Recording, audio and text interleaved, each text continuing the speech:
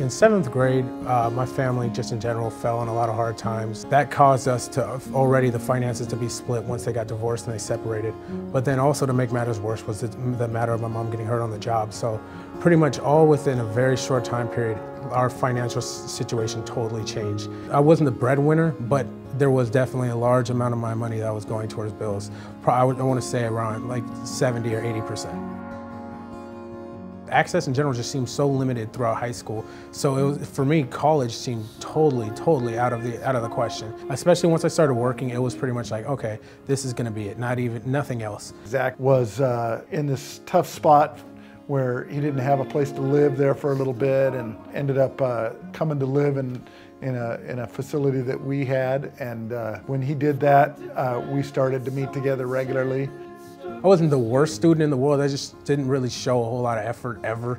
And shifting into PCC, I showed more effort, but then the issue came up of me having to work all the time. I was so exhausted to even get in the homework I needed to be done. And I was watching Zach going straight from being up all night, go to class, and the classes don't necessarily fit where he's going. Get some lunch, get a few hours sleep, and then go to work again. And it was a tough schedule. I didn't know what I was doing for the most part. I was just going to school pretty much just to say I was going to school, because I didn't know what degrees were required to do what I wanted to do. I knew nothing about it. Zach was having such a hard time getting his classes, and there was like this lunch, the lunch. I automatically assumed it was just going to be another normal meeting. Him just asking how working class is. She tells me, you know, kind of the last 2 days schedule, and I'm counting up. He's had about 4 hours sleep in 2 days. And then Kurt says, we wanted to take you on this tour at Azusa Pacific. I'm like, okay, I'm pretty tired, but okay, I'll go ahead and humor this idea. Zach didn't believe me. He didn't believe that he'd get in.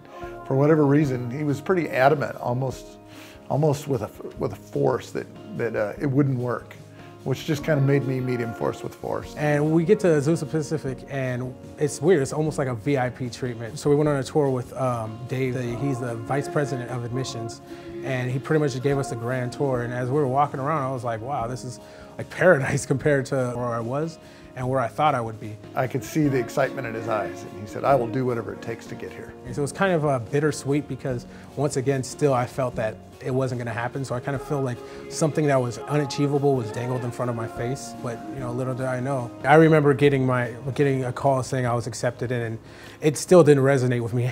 Hearing someone say that I got accepted in Azusa Pacific University wasn't enough to convince me that it actually happened.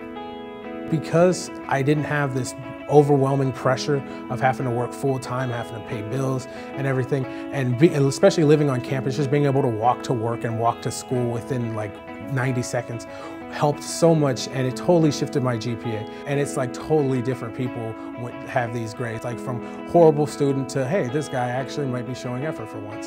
In a few years, I'll be graduating, which sounds crazy to me, because 5 years ago, I wouldn't have ever thought of that. This whole program just really, honestly, STARS really did help me understand that and understand what resources are out there. And it truly is life-changing. Everything I know now about college and just how to make it is because of Kurt Gibson and the STARS. They really did help me. I definitely didn't do that on my own. Part of this is I feel like I've got one of the best seats in the house, so to speak.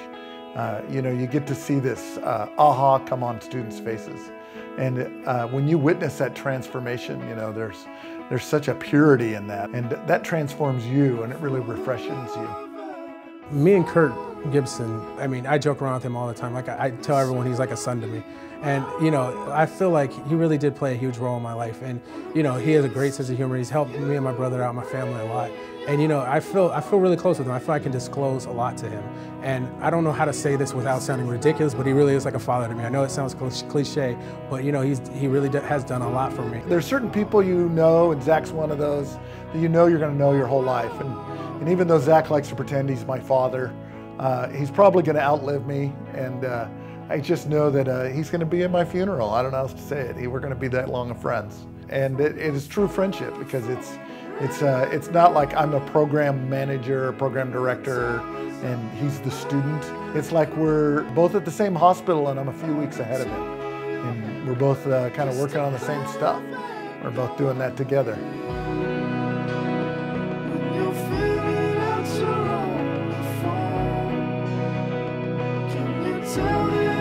myself.